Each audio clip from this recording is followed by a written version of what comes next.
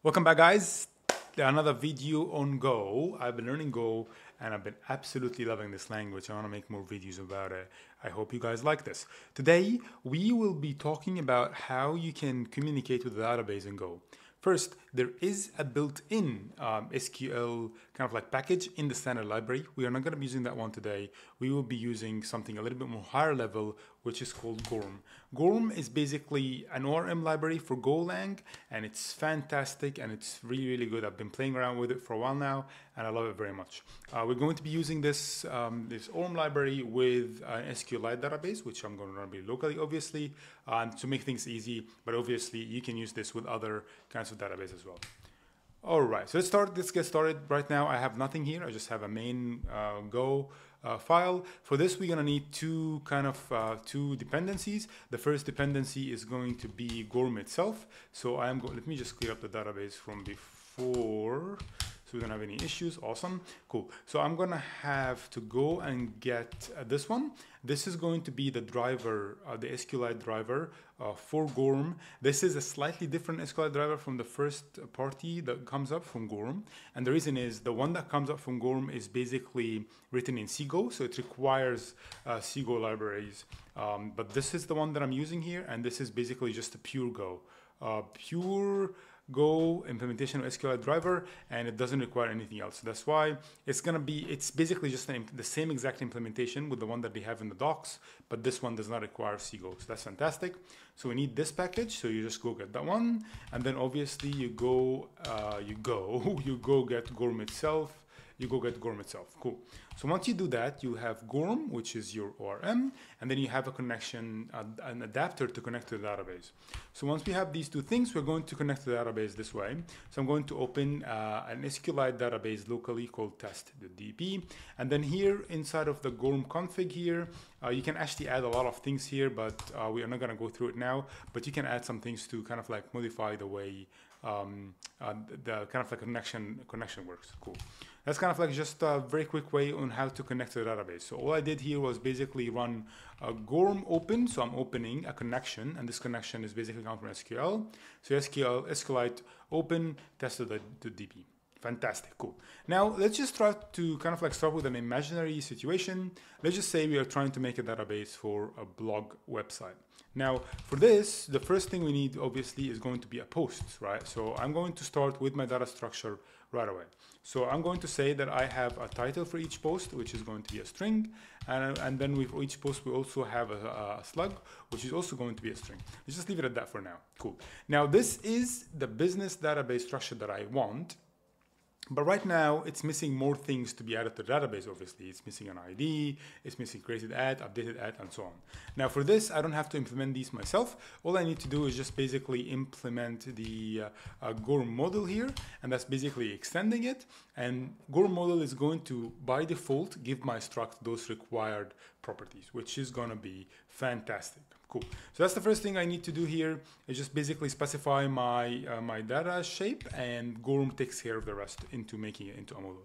Not only that, Gorm will also take care of migration, so it will create the table for me. All I need to do is just pass a reference to that specific type of shape, basically the structure I've made. And if I run this now, we will see that the database will be created, and then we will also just basically make that table as I wanted exactly. So let's go and try that now. Let me just clear this real quick. If I run main.go now, what will happen? I'll get nothing, obviously. But if I open up this database in SQLite, and then I will look at schema of table called posts, I just know it has to be there. And you can see here, this is exactly what I wanted. It has an ID, which is the primary key, and it's auto incremented. They have created at, which is date time, updated at, again date time. We have deleted at, which is date time. And then by default, Gorm will always give you an index on the deleted at, and then on post the deleted at. Cool. So that's what we got just by running auto migrate. And auto migrate is fantastic, so you can use it and not worry about migrations at all. You just need to specify the data structure, and boom, you're good to go. Cool. Now let's just say, obviously, because this is a database, and because these posts have to have unique indices. So what I'm gonna do, I'm gonna ask Gorm as they create the table for me to basically give it an index on slug, a unique index as well on slug. So what I'm going to do here, the way I'm going to do this is basically by adding this kind of like tag. So I'm going to say Gorm, and then I will say here I want a unique index, and then that unique index name is going to be slug idx underscore slug, which is better, idx underscore slug. Cool. Now, if I rerun this, what will happen is basically it's going to create that index for me. So let's do that now. I'm going to exit this, and then I'm going to run this again, and boom, I don't get anything at all. But if I go now into the database again, I go schema of posts. Now what I will see is that you see here we have another index, which is a unique index, idx slug, and it's post slug.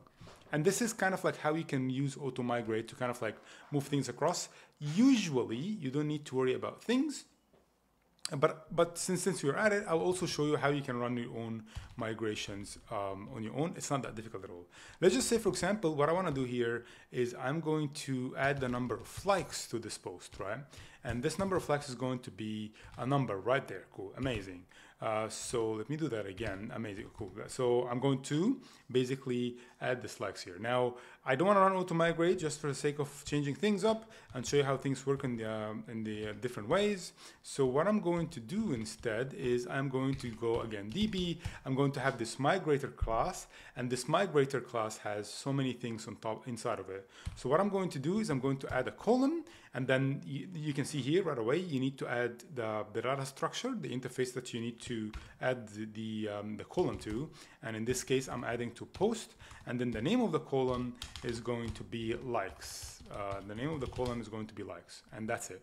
Now what will happen is basically Gorm is smart enough to know that I've added this here, and it will get the type from the data structure and it's going to add the column under the name of likes. So let's run this and give it another test. I'm going to run this. I'll clear this now, go into database, run it again, schema of posts. Beautiful. You can see here what happened is I have added likes, which is an integer, which is the whole point of doing the migrations. Now, these migrations are not versioned migrations, so you can't really go back and undo stuff like that. If you want to do version migrations, you will be able to do that here if you integrate with one of the kind of like plugins that they have here. If you go into the migrations here, this will show you how to do all the migrations. Again, it talks about how to do auto migrate and all that stuff.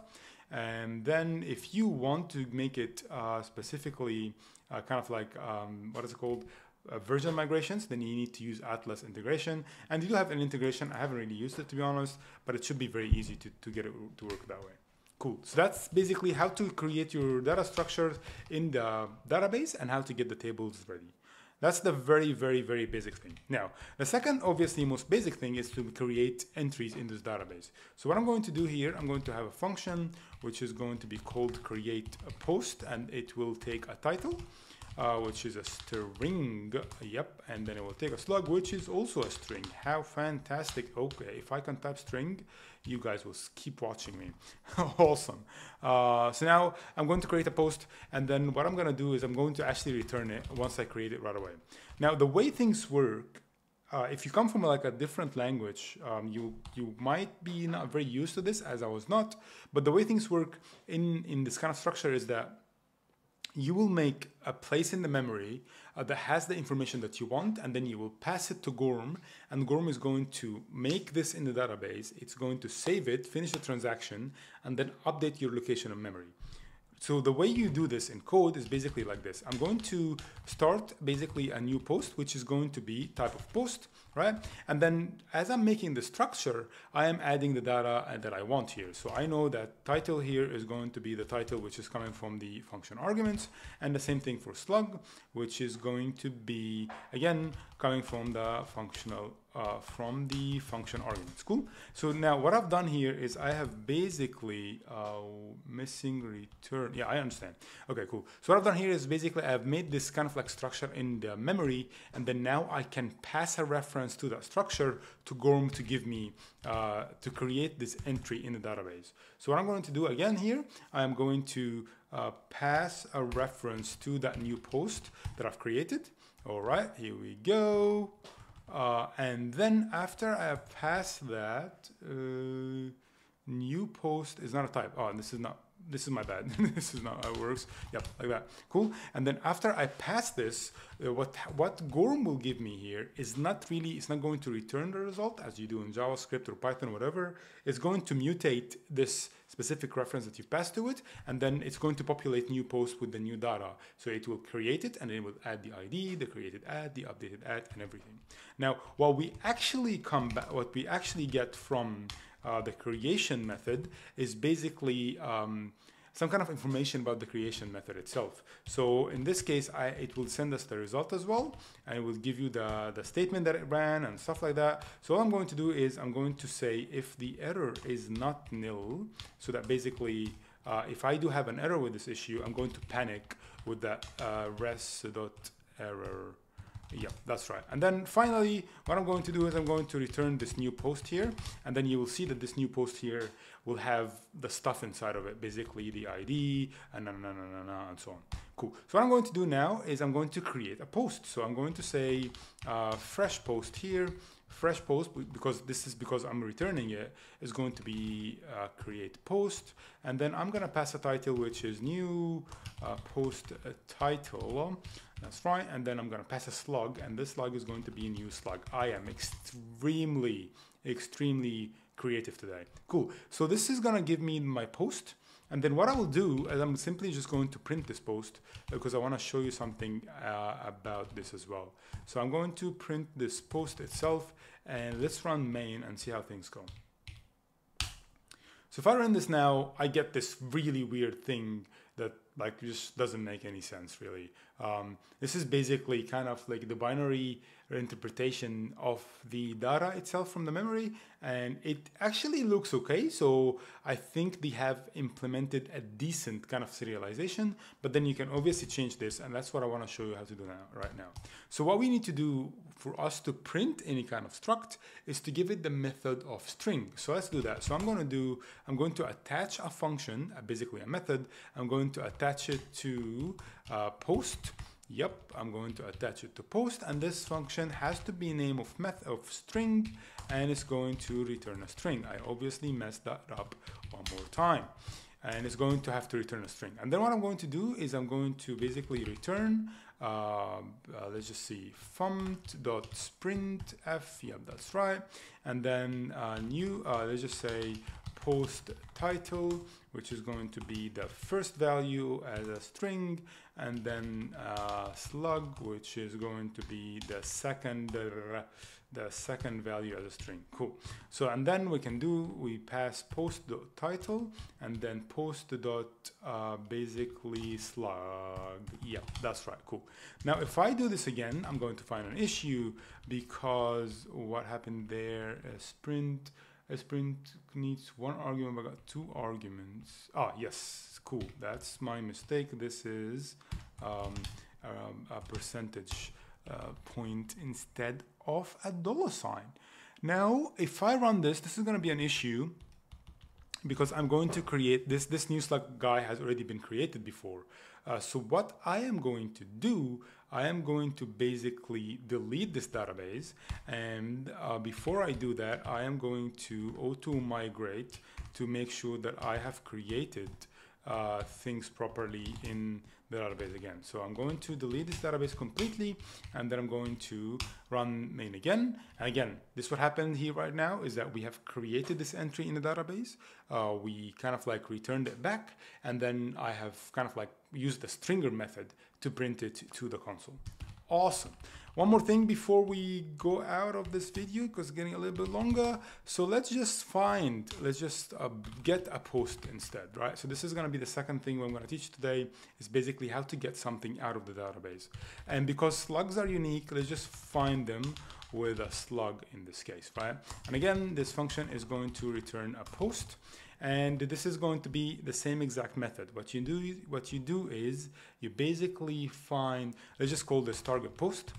Let's just call this target post, and this target post is going to be, oopsie, is going to be a type of post, and then what I know about this is that the slug is the slug that I'm looking for, and now I have created my space in memory, and then I need to look for it. So what I'm going to do, I'm going to do this a little bit quicker, db.first basically. So I'm going not find, just the first of it. You have the first instant that you find of a post, and this is going to basically be the target post that I'm looking at. Yes, like that. Cool. And then what I'm going to do is, I think I missed something up here. Yep.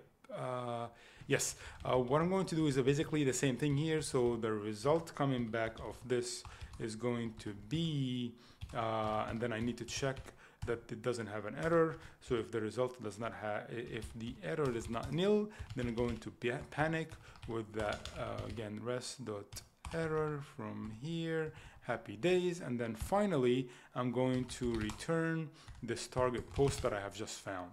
Awesome. So let's try to do that. Instead of doing these two lines, what I'm going to do, again, I'm going to, let's just call this old post. So old post here is going to be get post function, and then I know that this is going to be, I believe it was new slug. I was here. Yep, new slug. Fantastic.